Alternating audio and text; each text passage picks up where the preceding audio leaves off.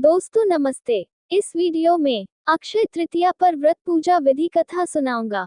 यह भारतीय संस्कृति का एक महत्वपूर्ण दिवस एवं पर्व है। दोस्तों, अक्षय तृतीया या आखा तीज वैशाख मास में शुक्ल पक्ष की तृतीया तिथि को कहते हैं।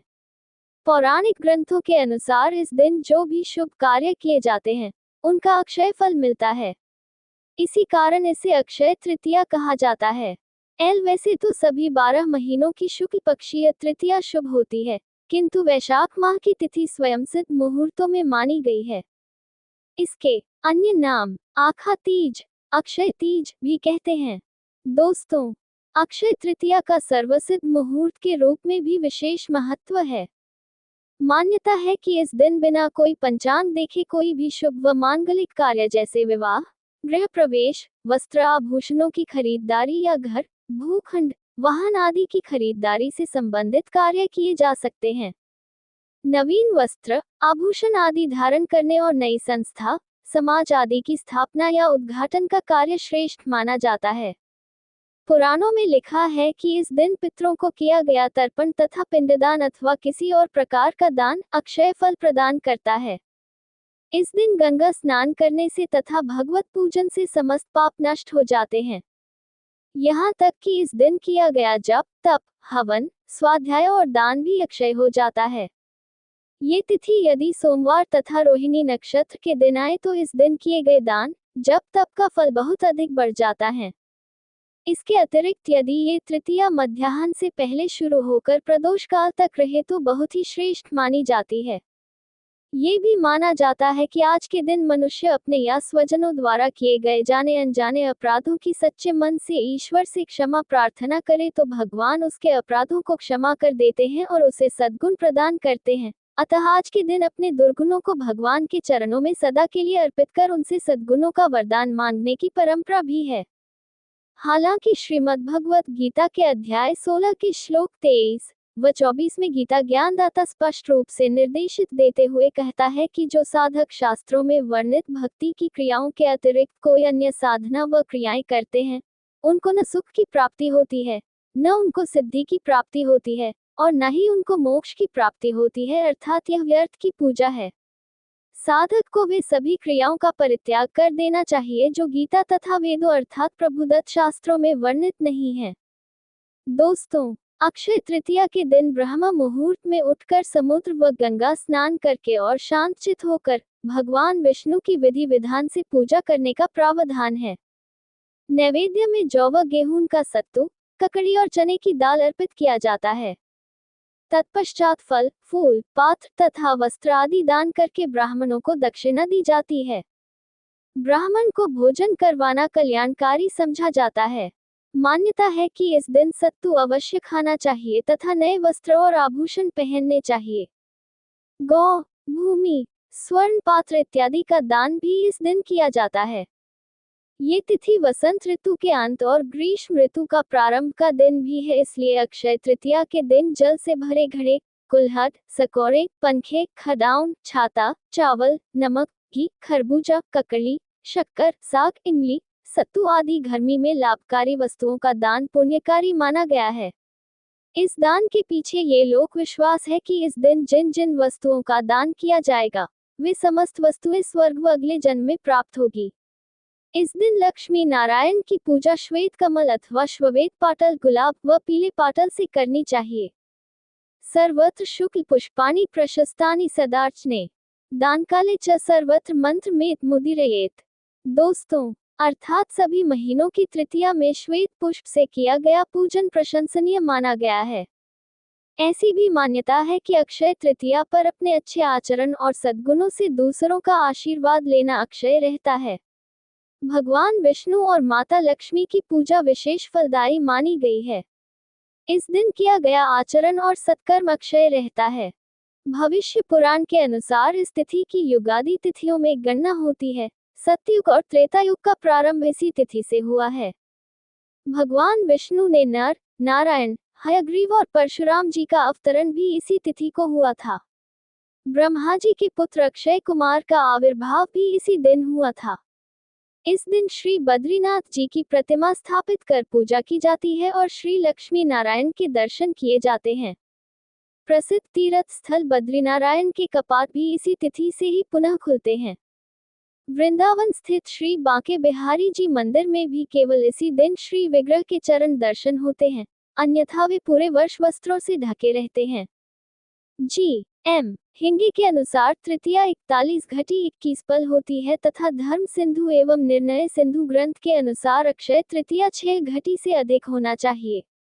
पद्म पुराण के अनुसार इस तृतीया को अपराह्न व्यापिनी मानना चाहिए। इसी दिन महाभारत का युद्ध समाप्त हुआ था और द्वापर युग का समापन भी इसी दिन हुआ था। ऐसी मान्यता है कि इस दिन से प्रारंभ किए गए कार्य अथवा इस दिन को किए गए दान का कभी भी क्षय नहीं होता।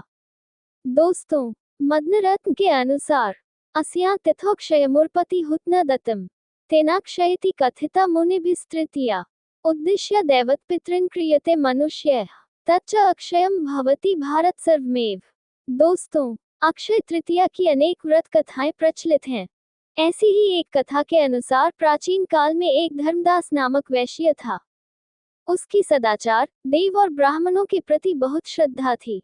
इस व्रत के महात्म्य को सुनने के पश्चात उसने इस पर्व के आने पर गंगा में स्नान करके विधिपूर्वक देवी देवताओं की पूजा की। व्रत के दिन स्वर्ण वस्त्र तथा दिव्य वस्तुएं ब्राह्मणों को दान में दी। अनेक रोगों से ग्रस्त तथा वृद्ध होने पर भी उसने उपवास करके धर्म कर्म और दान पुण्य किया। यही वैश्य दूसरे जन्म में कुशावती का राजा बना।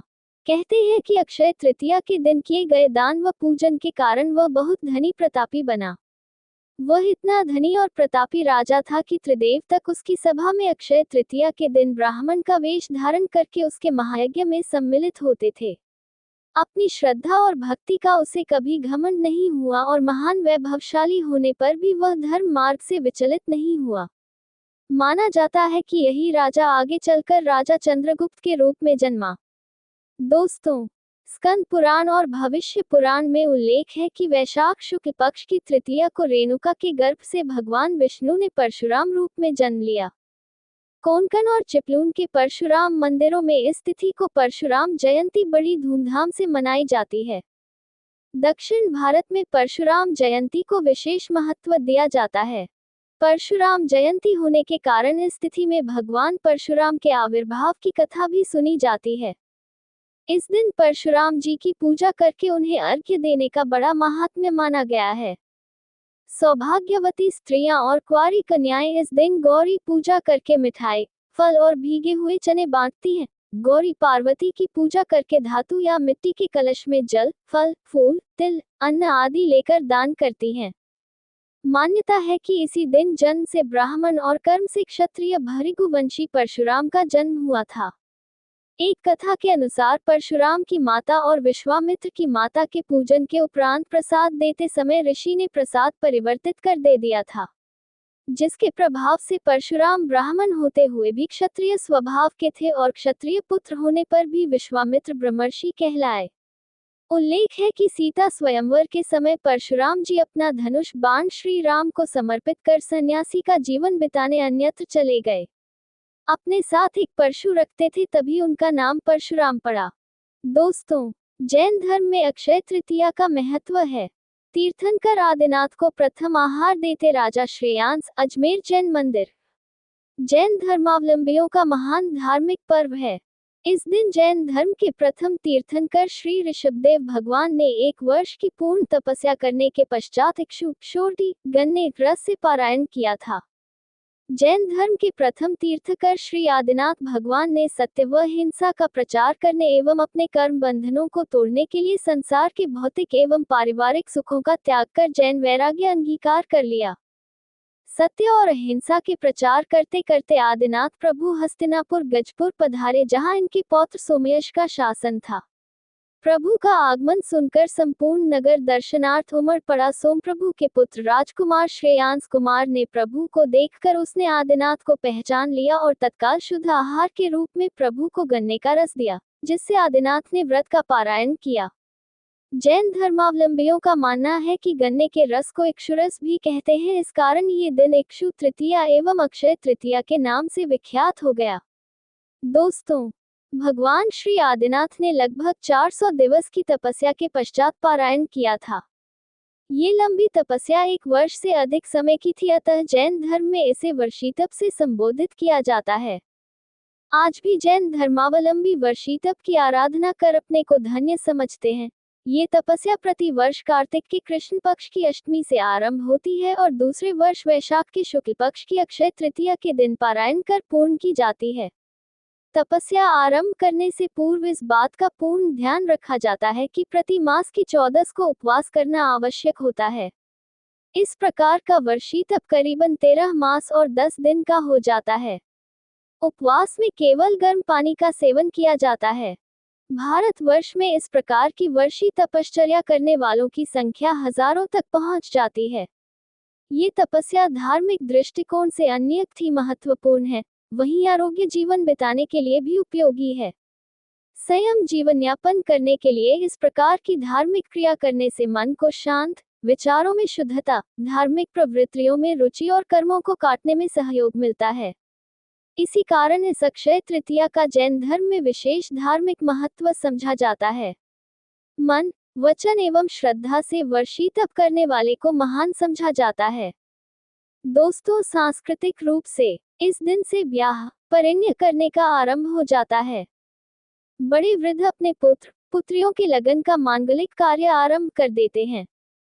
अनेक स्थानों पर छोटे बच्चे भी पूरी रीति परंपराओं के साथ अपने गुड़िया का विवाह रचाते हैं। इस प्रकार गांवों में बाल बालिकाओं सामाजिक कार्य व्यवहारों को स्वयं सीखते व आत्मसात करते हैं। कई स्थान पर तो परिवार के साथ साथ पूरा का पूरा गांव भी बाल बालिकाओं के द्वारा रचे गए वैवाहिक कार्यक्रमों में सम्मिलित हो जाता है। इसलिए कहा जा सकता है कि अक्षय तृतीया सामाजिक व सांस्कृतिक शिक्षा का अनूठा त्योहार है। कृषक समुदाय में इस दिन एकत्र होकर आने वाले वर्ष के आगमन, कृषि उपज आदि के शगुन देखते हैं। ऐसा विश्वास है कि इस दिन जो शगुन कृषकों को मिलते हैं वे 100% सत्य होते हैं। राजपूत समुदाय में आने वाला वर्ष सुखमय हो, इसलिए इस दिन आखेट मृगया पर जाने की परंपरा है। दोस्तों, विभिन्न प्रांतों में अक्षय तृतीया। बुंदेलखंड में अक्षय तृतीया से प्रारंभ होकर पूर्णिमा तक बड़ी धूमधाम से उत्सव मनाया जाता है, जिसमें कुंवारी कन्याएं अपने भाई, पिता तथा गांव, घर और कुटुंब के लोगों को शगुन बांटती हैं और गीत गाती हैं। अक्षय तृतीया को राजस्थान में वर्षा के लिए शगुन निकाला जाता है। वर्षा की कामना की जाती है। लड़कियां झुंड बनाकर घर घर जाकर शगुन गीत गाती हैं और लड़के पतंग उड़ाते हैं। यहाँ इस दिन 7 तरह के अन्नों से पूजा की जाती है। मालवा में नए घड़े के ऊपर खरबूजा और आम के पल्लव रखकर पूजा होती है। ऐसा माना जाता है कि इस दिन कृषि कार्य का आरंभ किसानों को समृद्धि देता है। तो दोस्तों, आपको वीडियो कैसी लगी अपनी राय दें। धन्यवाद।